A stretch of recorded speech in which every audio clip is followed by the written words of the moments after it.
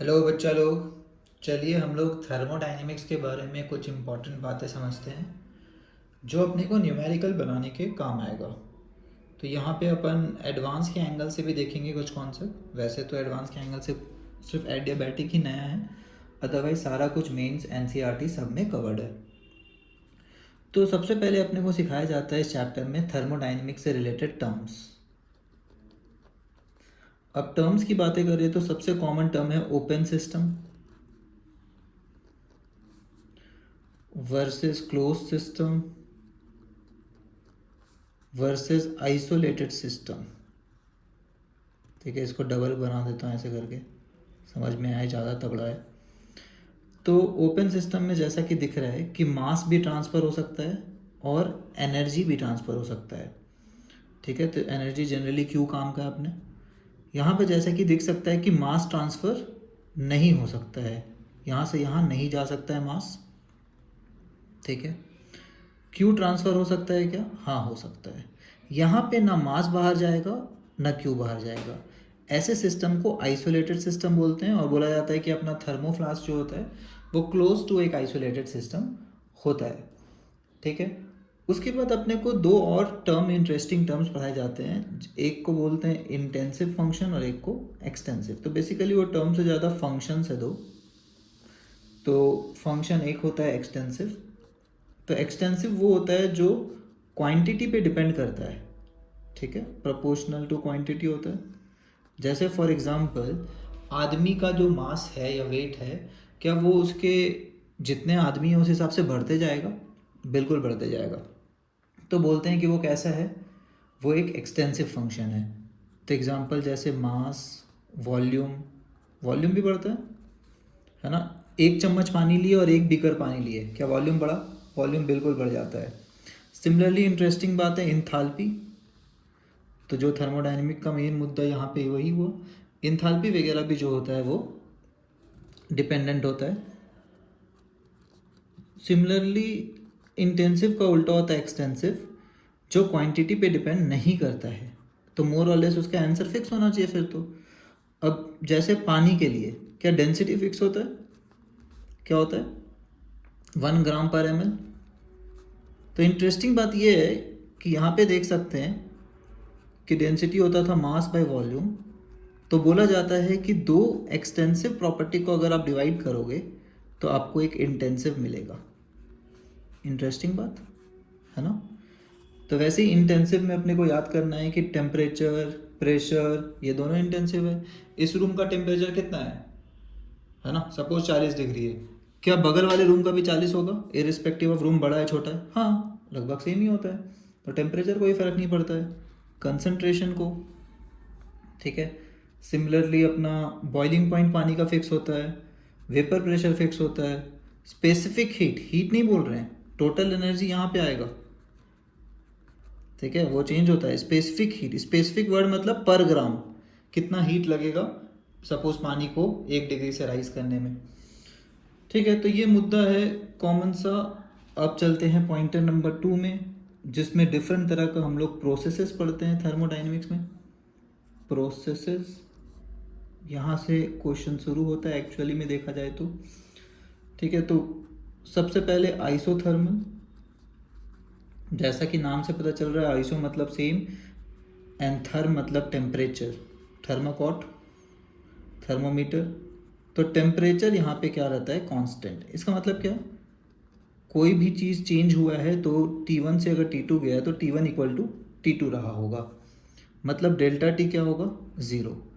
यहाँ पे अपन को एक बात याद रखना है कि एक थर्मोडायनेमिक का फंक्शन है जो टेम्परेचर डिपेंडेंट है, जो डेल्टा यू होता है। ठीक है, तो इसी पे लिख लेते हैं चलिए। तो आइडियल गैस अगर दिया हुआ होगा क्वेश्चन में तो अपने को पता होना चाहिए डेल्टा यू होता है N C V delta T, जो कि इस केस में ज़ीरो हो जाएगा। सिमिलरली डेल्टा एच भी क्या होता है? N C P delta T. Ideal gas के लिए वो भी ज़ीरो हो जाएगा। क्लियर? तो ये बातें आपको साथ साथ सीखना चाहिए। आइसोबारिक, बार मतलब होता है प्रेशर कांस्टेंट। तो यहाँ पे अपन बोल सकते हैं प्रेशर अपना क्या है? कांस्टेंट है। तो डेल्टा पी क्या होगा? ज़ीरो। ठीक है। फर्स्ट लॉ में क्यू जो होता है उसका सबस्क्रिप्ट भी लिख सकते हैं, क्योंकि वो पाथ फंक्शन है, मतलब किस प्रोसेस से कर रहे हैं उस पर क्यू का आंसर डिपेंड करता है। तो क्यू को क्यूपी बोलते हैं और वहीं क्यूपी को एक्चुअली में डेल्टा एच बोलते हैं। ये काफ़ी काम का चीज़ है, बाद में काम आएगा हमारे। फिर आइसोकोरिक क्या होता है, नाम से ये वाला समझ नहीं आता उतना। इसमें वॉल्यूम कांस्टेंट होता है। वॉल्यूम कांस्टेंट मतलब वॉल्यूम चेंज नहीं होगा, है ना।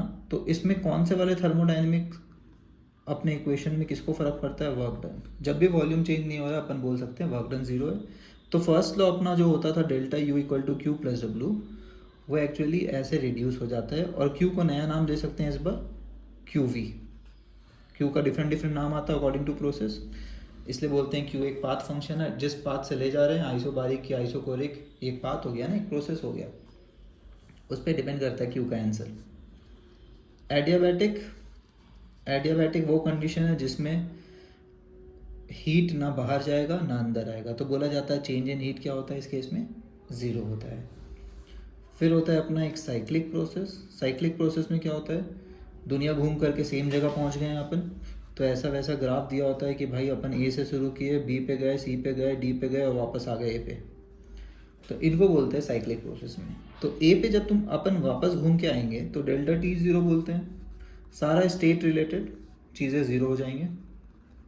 डेल्टा निकाल पा रहे हैं, T2 माइनस T1 कर पा रहे हैं, मतलब ये स्टेट रिलेटेड फंक्शन है, टेम्परेचर स्टेट फंक्शन है, वी स्टेट फंक्शन है, ठीक है। तो स्टेट वर्सेस पाथ फंक्शन एक काम का चीज़ होता है, ठीक है, तो ये याद रखना है। सिक्स्थ प्रोसेस है अपना रिवर्सिबल। तो रिवर्सिबल क्या होता है, जो भैया इन्फानाइट स्टेप में हुआ है ना, और हर स्टेप में वो इक्विलिब्रियम में है, मतलब थोड़ा सा वापस करेंगे तो वापस आ जाएगा, थोड़ा सा चेंज करेंगे उल्टा डायरेक्शन में तो वापस आ जाएगा। इक्विलिब्रियम मतलब यही होता था, फॉरवर्ड जाएगा फिर वापस भी आने का ताकत है इसमें। इसमें एक बात ध्यान रखना है, वर्क डन वैसे तो पाथ फंक्शन होता है, लेकिन रिवर्सिबल वर्क डन जो होता है वो स्टेट फंक्शन होता है। ये इंटरेस्टिंग बात है, एक बार एडवांस में पूछा गया था, क्योंकि रिवर्सिबल होने का सिर्फ एक ही पाथ होता है, आप डिफरेंट बाकी सारे पाथ को ये रिवर्सिबल पाथ बोलेंगे, इसलिए बोलते हैं कि ये फिक्स है। फिर तो फिक्स है मतलब उसका आंसर फिक्स होगा, स्टेट वालों का आंसर फिक्स होता है रिस्पेक्टिव कहाँ से जा रहे हैं। वैसे एक इरिवर्सिबल होता है, इरिवर्सिबल ये क्या होता है, ये फाइनाइट स्टेप्स में होता है, ठीक है। तो इंटरेस्टिंग बात है कि इनका ग्राफ होता है जो अपन ड्रॉ कर सकते हैं। लेट में ड्रॉ इट। तो ये मान लेते हैं प्रेशर है ना, और ये है अपना वॉल्यूम, ठीक। यहाँ से शुरू करते हैं, तो मान लेते हैं प्रेशर शुरू में ये था P1।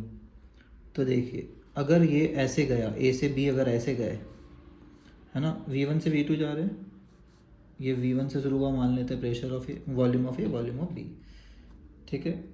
तो इस केस में देखिए प्रेशर क्या कांस्टेंट है, P1 ही है, A का भी प्रेशर P1, B का भी प्रेशर P1। तो ऐसे वाले प्रोसेस को बोलते हैं अपन आइसोबारिक। तो ग्राफ में ये ऐसे दिखेगा PV के ग्राफ में। फिर आइसोकोरिक का ग्राफ ऐसा होता है, V1 से V2 जा रहे हैं लेकिन प्रेशर भी चेंज हो रहा है, ठीक है। ये आइसोथर्मल का है, extremely sorry, this is isothermal, this is iso तो नहीं बोलते हैं इसको, एडियाबैटिक, ठीक है। और वर्क डन जो केमिस्ट्री में डिफाइंड है वो पीवी वर्क होता है, प्रेशर इनटू वॉल्यूम वर्क, और प्रेशर इनटू वॉल्यूम यहाँ पे एरिया हो जाएगा। तो इससे ये भी पता चलता है कि कौन जीत रहा है। और ये वाला हो गया अपना आइसोकोरिक, ठीक है, सबको ए से बी ले जा रहा है। आइसोकोरिक मतलब वॉल्यूम चेंज नहीं हो सकता है।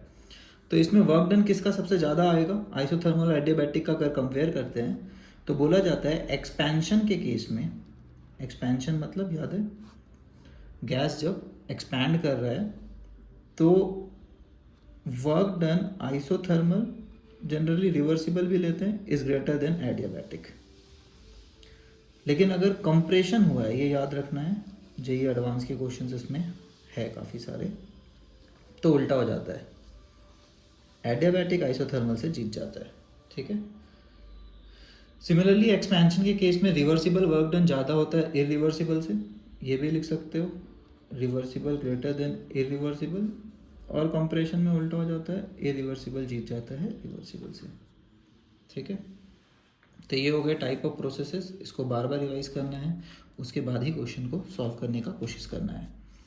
उसके बाद अपन आ जाते हैं पॉइंटर नंबर 3 पे। तो कुछ फंक्शंस को बोलते हैं स्टेट फंक्शन और कुछ को बोलते हैं पाथ फंक्शन, जो पाथ पे डिपेंड होता है। ठीक है, सबसे फेमस क्या है? तो फर्स्ट लॉ होता है delta U is equal to Q plus W, है ना। तो क्यू और डब्ल्यू होता है पाथ फंक्शन। लेकिन एक इंटरेस्टिंग बात है, डब्ल्यू में अगर पाथ है इरिवर्सिबल वाला तो वो बहुत सारा पाथ हो सकता है, लेकिन रिवर्सिबल वाला है तो वो एक ही पाथ होता है, तो एक ही आंसर आ सकता है, तो उसको बोलते हैं state function, final minus initial. बाकी टेम्परेचर, प्रेशर, जिसका इसका डेल्टा निकाल सकते हैं, ये एक हिंट है, वो सारे अपने क्या होते हैं? स्टेट फंक्शन होते हैं। वॉल्यूम डेल्टा निकाल सकते हैं, V2 माइनस V1। ठीक है, एच इंथाल्पी, इसको इंथाल्पी बोलते थे, इसका भी डेल्टा एच पॉसिबल है, हाँ पॉसिबल है, H2 minus H1 delta H निकालते थे। यू, है ना, U2 minus U1 delta U लिखे दिखते हैं फर्स्ट लॉ में, हाँ देखते हैं, तो ये भी अपना स्टेट फंक्शन हो गया। ठीक है, वर्क यहाँ पे ये एक इंटरेस्टिंग सा बात है जो एडवांस वाले पूछते हैं। नेक्स्ट पॉइंटर पे आते हैं, पॉइंट नंबर 4 पे, जो अपना लॉ से रिलेटेड है। और लॉज में पहला लॉ है ज़ीरोथ लॉ। तो ज़ीरोथ लॉ क्या बोलता है अपने को कि भाई साहब, बीकर ए बीकर सी से थर्मल इक्विलिब्रियम में है, मान लेते हैं। बीकर बी भी बीकर सी से थर्मल इक्विलिब्रियम में है, मान लेते हैं। ठीक है, तो A is in thermal equilibrium to C, B is in thermal equilibrium to C, then A will be in thermal equilibrium to B। ये भी ट्रू होगा, दैट्स इट। इससे ज़्यादा ज़ीरोथ लॉ कुछ नहीं है और इससे कोई क्वेश्चन ऐसा नहीं आ सकता न्यूमेरिकल। उसके बाद अपन पढ़ते हैं फर्स्ट लॉ ऑफ थर्मोडायनेमिक, जिसको शॉर्टकट में फ्लॉट भी बोलते हैं, abbreviation first law of thermodynamic.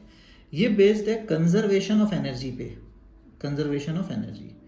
तो किसी भी बॉडी के अंदर जो टोटल एनर्जी चेंज होता है उसको बोलते हैं, इंटरनल एनर्जी का चेंज को डेल्टा यू बोलते हैं। पुराने कन्वेंशन के अनुसार इसको डेल्टा ई भी लिखा होता था पहले, अब ये यूज़ नहीं होता है।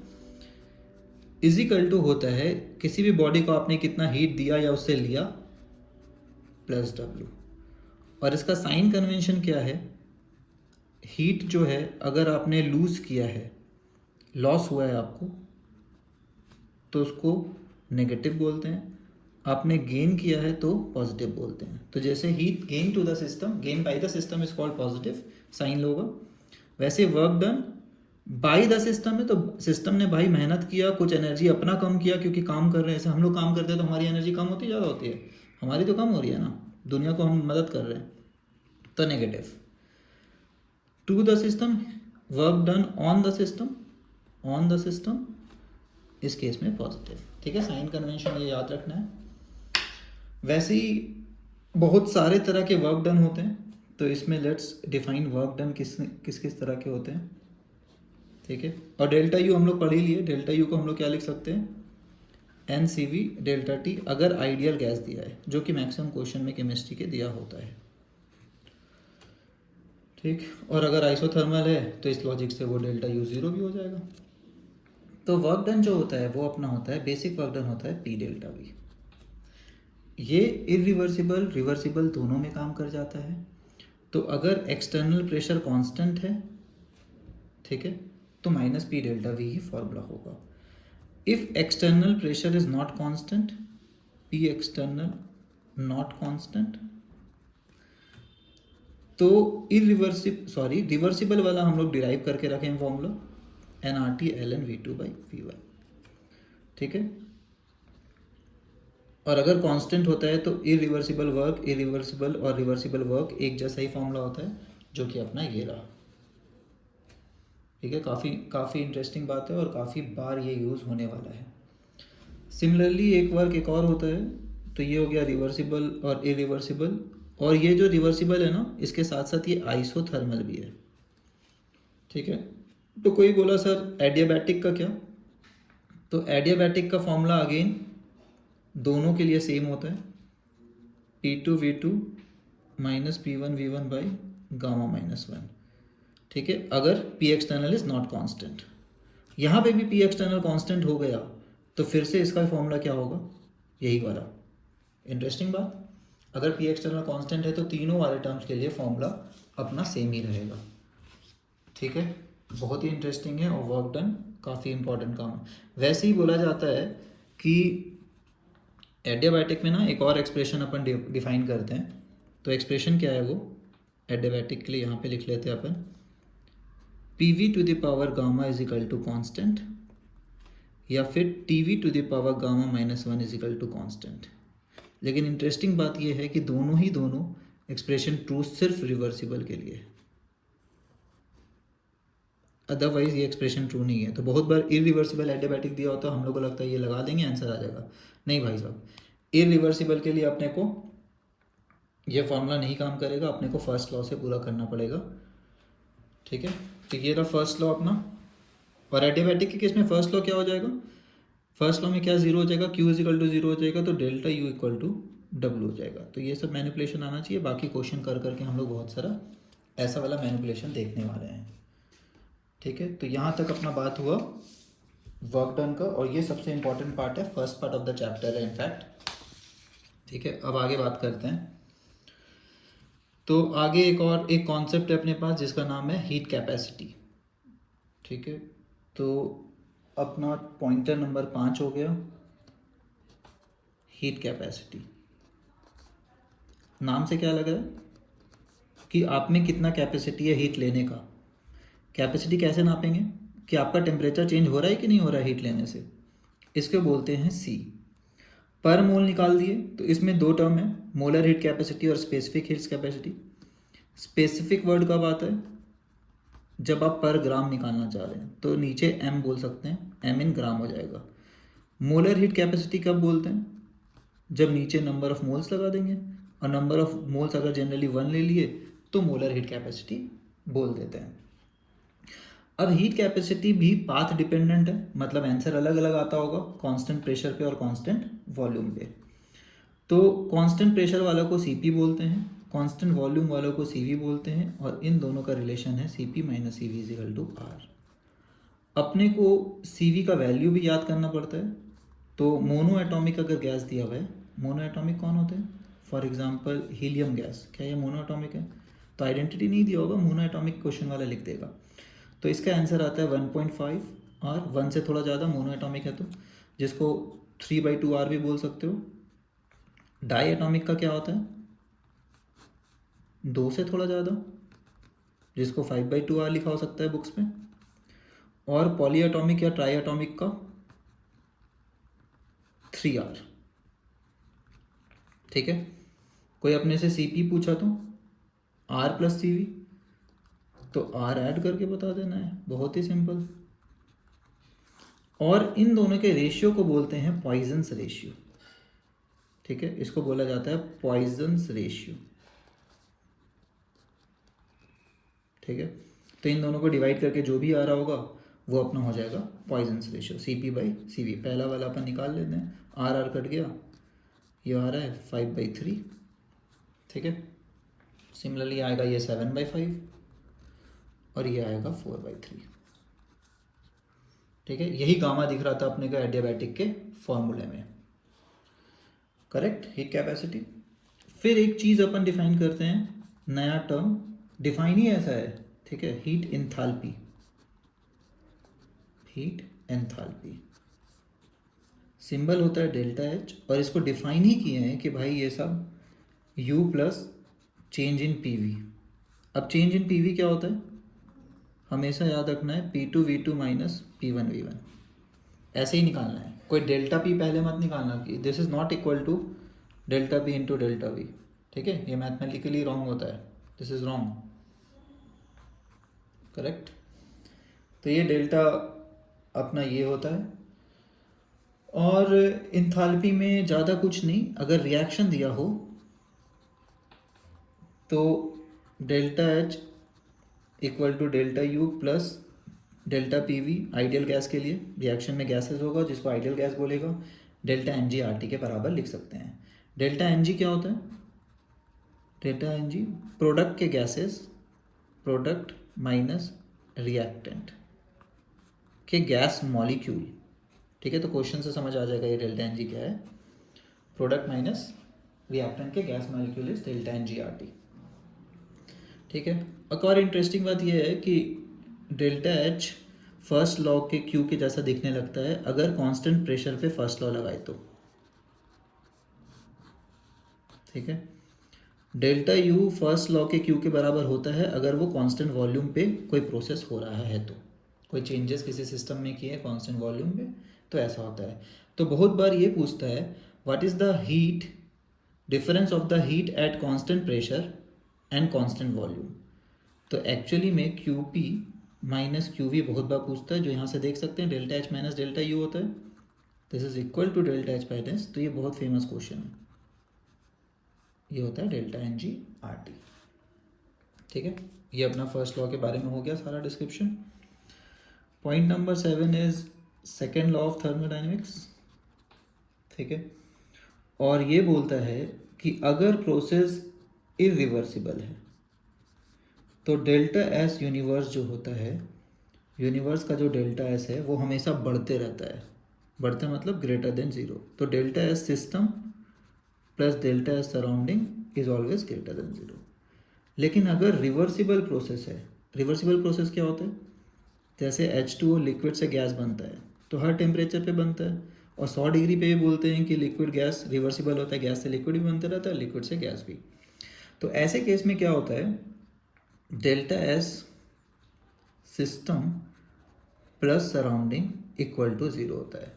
मतलब अगर एक बढ़ा तो दूसरा घटेगा, है ना, समझ में आया, क्योंकि टोटल ज़ीरो होना है। तो ये एक इंटरेस्टिंग बात है, इस पे भी थियोरेटिकल क्वेश्चन है अपने पास। फिर नेक्स्ट पॉइंट इसमें है फॉर्मूला ऑफ डेल्टा एस। तो डेल्टा एस को डिफाइन कैसे किया है कि भाई रिवर्सिबल प्रोसेस अगर है उसका जो क्यू होगा डिवाइडेड बाई टी, ऐसे डिफाइन होता है। ठीक है, और फर्स्ट लॉ में क्या अप्लाई कर सकते हैं, फर्स्ट लॉ ऑफ थर्मोडाइनमिक्स में, फर्स्ट लॉ ऑफ थर्मोडाइनमिक्स होता है delta U equal to Q plus W, है ना। और क्योंकि रिवर्सिबल अपने को चाहिए तो वर्क डन रिवर्सिबल वाला होता है N R T L N V two by V one. ठीक है, डिवाइडेड बाई टी कर दीजिए, टी टी ये टी कट गया। डेल्टा यू क्या होता है, N C V delta T, तो ये हो गया N C V D T by T, इसको इंटीग्रेट करेंगे तो आएगा N C V L N T two by T one equal to delta S plus N R L N V two by V one. ये इधर गया तो actually में delta S का एक और फॉर्मूला फर्स्ट लॉ से निकाल सकते हैं, वो रहा, ये रहा। ठीक है, तो ये सब इंटरप्रिटेशन है, एडवांस में काम आ जाता है। तो कोई बोला सर अगर अपना कांस्टेंट वॉल्यूम है तो अपन बोलेंगे sir delta U equal to zero हो गया है, तो डेल्टा एस का फॉर्मूला क्या होगा, कौन सा ज़ीरो हो गया, फर्स्ट वाला ज़ीरो हो गया, तो डेल्टा एस का जो फॉर्मूला होगा वो सिर्फ इस पे होगा, ये माइनस एन आर टी होता था, माइनस माइनस यहाँ पे प्लस, तो वो हो गया N R L N V two by V one. वैसे ही कोई अपने को बोला कि सर कांस्टेंट टेम्परेचर पे, सॉरी ये कांस्टेंट टेम्परेचर पे कांस्टेंट वॉल्यूम पे, तो बोलेंगे वर्क डन वाला पार्ट ज़ीरो होगा, तो डेल्टा एस क्या होगा, सिर्फ फर्स्ट टर्म। ठीक है, तो ये इंटरप्रिटेशन देता है। और कांस्टेंट प्रेशर पे है तो दोनों टर्म दिखेगा सर, किसी को भी अपन हटा नहीं कर सकते हैं। ठीक है, फिर अपने को पढ़ाया गया एक और इम्पॉर्टेंट टर्म जिसका नाम है Gibbs free energy. Gibbs free energy वो क्या होता है, उसका formula delta G is equal to, इसमें से फॉर्मूला अपने को पता होना चाहिए, डेल्टा एच स्टैंडर्ड माइनस, अगर स्टैंडर्ड वाला डेल्टा जी निकाल रहे हैं तो टी डेल्टा एस। ठीक है, और डेल्टा जी का एक और फॉर्मूला पहले पढ़ के आए हैं क्या, अगर इक्विलिब्रियम है तो minus R T L N K. Clear, इतनी बातें अपने को पता होना चाहिए। और लास्ट पॉइंटर है इसमें third law of thermodynamics. Third law of thermodynamics ये बोलता है कि साहब 0 केल्विन पे एक परफेक्टली क्रिस्टलाइन सॉलिड है, सॉलिड तो आपका जो टोटल इंट्रॉपी है वो हो जाएगा 0।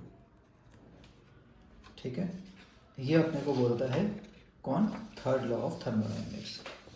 लास्ट 2 मिनट में हम लोग सिर्फ थर्मोडायनेमिक्स का एक आध इम्पॉर्टेंट पॉइंट देखेंगे जो अपने काम का है, और केमिस्ट्री में और कुछ नहीं देखना है, थर्मो केमिस्ट्री वाला पार्ट देख रहे हैं जिसमें हीट उट होता है।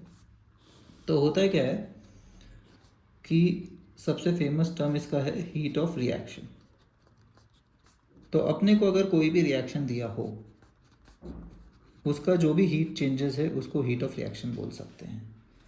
लेकिन अपने को पता है कि रिएक्शन के विभिन्न विभिन्न टाइप्स भी होते थे। फर्दर क्लासीफाई कर सकते हैं कंबशन रिएक्शन, फॉर्मेशन रिएक्शन, ये सब में। तो फॉर्मेशन रिएक्शन इसमें बहुत इंपॉर्टेंट है। फॉर्मेशन रिएक्शन क्या होता है कि भाई LHS में आपका होना चाहिए एलिमेंट्स, वो भी स्टैंडर्ड स्टेट में, जैसे हाइड्रोजन का स्टैंडर्ड स्टेट होता है H2 गैस, और RHS में सिर्फ 1 मोल बनना चाहिए। क्या बनना चाहिए प्रोडक्ट, सिर्फ 1 मोल। फॉर एग्जांपल C, अगर ग्रेफाइट यूज़ किए हैं ऑक्सीजन के साथ CO2 बनाएं, तो डेल्टा HR तो बोल ही सकते हैं, लेकिन बोल सकते हैं डेल्टा HR का एक और नाम है यहाँ पे फॉर्मेशन एनर्जी, क्योंकि ये जो रिएक्शन है वो फॉर्मेशन वाला है। ठीक है, दिख रहा है C+O2 गिव्स CO2। लेकिन क्या अगर CaCO3 को कोई थर्मल डिकम्पोजिशन करके CO2 बनाया, तो क्या डेल्टा HR को फॉर्मेशन वाला बोल सकता है? तो हम लोग बोलेंगे नहीं बोल सकते हैं। सिमिलरली CO से कोई बना दिया CO2, तो क्या डेल्टा HR तो बोल सकते हैं इस रिएक्शन का जो भी एनर्जी है, बट क्या उसको फॉर्मेशन बोल सकते हैं? नहीं बोल सकते। तो फॉर्मेशन से देखा गया बहुत क्वेश्चन पूछा जाता है। ठीक है, सिमिलरली एक है बॉन्ड डिसोसिएशन एनर्जी। वो क्या होता है, 1 मोल ऑफ गैसियस, LHS में 1 मोल ऑफ बॉन्ड होना चाहिए, वो भी गैसियस स्टेट में, उसको पूरा तोड़ने में जो एनर्जी लगेगा उसको बोलेंगे बॉन्ड। तो इसको डेल्टा HR बोल सकते हैं, बोल सकते हैं, लेकिन अब इसको बॉन्ड डिसोसिएशन एनर्जी भी बोल सकते हैं। ठीक है, तो सिनोनिम्स की तरह यूज हो जाएगा कि डेल्टा HR तो सब में बोल सकते हैं। एक्चुअली इंटरेस्टिंग बात ये क्या है कि कैलकुलेशन किसी भी रिएक्शन का डेल्टा HR, तो जैसे A+B गिव्स C+D, इसका डेल्टा HR निकालना है। ठीक है, ऐसे लिखते हैं। तो क्या डेल्टा HR को अगर C का फॉर्मेशन, तो मान लेते हैं C अपना CO2 है, तो CO2 का फॉर्मेशन वाला रिएक्शन अपने को पता है, उसका डेल्टा HF पता है अपने को। तो क्या फॉर्मेशन एनर्जी दिया हुआ है चारों का कि फॉर्म होने में कितना एनर्जी यूनिवर्स में लगता है, तो क्या डेल्टा HR निकाल सकते हैं? तो जवाब होगा यस।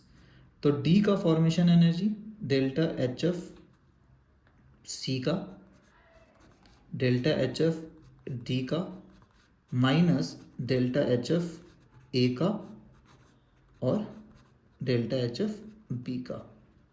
तो प्रोडक्ट माइनस रिएक्टेंट का डेल्टा HF करोगे, इन शॉर्ट ये बोलने का मतलब है प्रोडक्ट का डेल्टा HF माइनस रिएक्टेंट का करने से जो आंसर आता है वही एक्चुअली इस रिएक्शन का हीट ऑफ रिएक्शन होगा। डेटा लेकिन क्या यूज़ किए हैं, C और D का फॉर्मेशन एनर्जी वाला डेटा।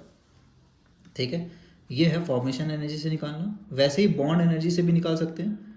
बॉन्ड एनर्जी का अगर डेटा अपने पास है तो इस केस में क्या करना पड़ता है, LHS minus RHS, reactant minus product का बॉन्ड एनर्जीज। सबका बॉन्ड एनर्जीज पता होना चाहिए, है ना, जो बॉन्ड्स है, जो कंपाउंड्स हैं। और एक और थर्ड मेथड है, कौन सा, कंबशन वाला। वैसे ही अगर सबका कंबशन एनर्जी पता है, कंबशन क्या होता है, 1 मोल ऑफ फ्यूल को जलाएंगे, जैसे कार्बन को जलाए तो ये कंबशन कहलाएगा, 1 मोल होना चाहिए कार्बन। ठीक है, तो इस केस में भी क्या होता है, reactant minus product, A+B minus C+D। ठीक है, ये सबसे इंटरेस्टिंग बात है।